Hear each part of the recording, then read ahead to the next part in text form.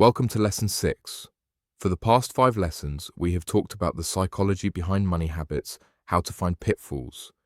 We've talked how to fix them, what can be done, what systems and what behavior can I change. What systems can I set up in order to avoid these pitfalls in the first place? This has led you to being able to create a budget in Lesson 3, cutting out costs and shifting the look of looking at your expenses all the time to saving and investing and forecasting and actually look into the future instead.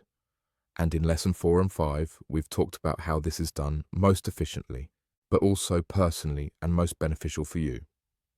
First up, thought Lesson 6 would be much about investing in stuff which is different from index funds, stocks and ETFs, and how it increases the diversification of your portfolio even more.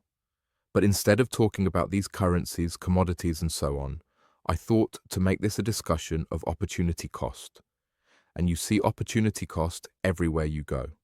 To describe it as simple as possible, opportunity cost is thinking about everything in relation to each other. So investing in stocks with an 8% return or a 10% return or whatever, that is a use of your money and you putting the money somewhere. And by doing so, for a period of time, you lock your money in that place.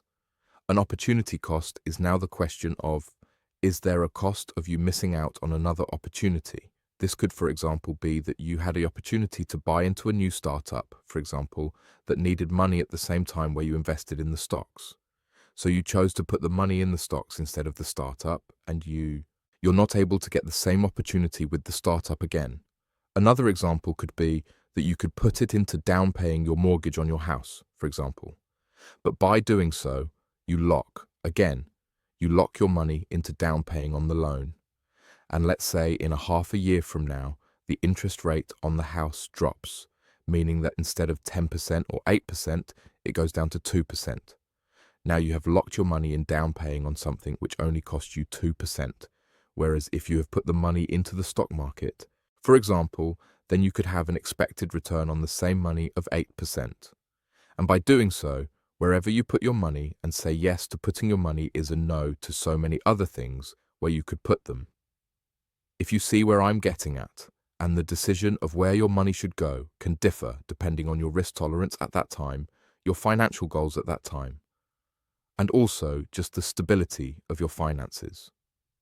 And this is also very difficult of striking the right balance between security and growth. But that is what turns financial decisions into long-term success.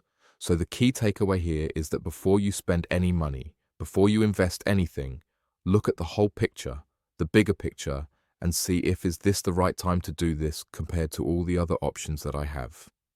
And from the other options that I have, what is the best possible outcome?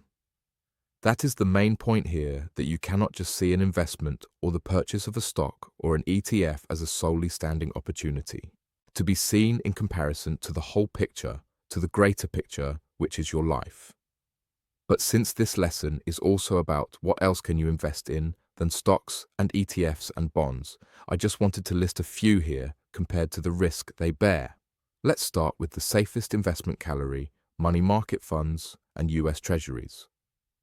These are the kind of investments people use when safety and liquidity matters most. Money market funds invest in short-term instruments like treasury bills or certificates or deposits, things that are very stable. They're great for parking cash temporarily, most like a super secure savings account, which we talked about in Lesson 3, for example.